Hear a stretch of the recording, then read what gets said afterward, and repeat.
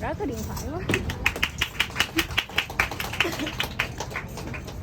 Kính thưa quý khách, và để mở đầu phần ca tối hôm nay là một tổ khúc dân ca gồm nhiều làn điệu gộp lại có từ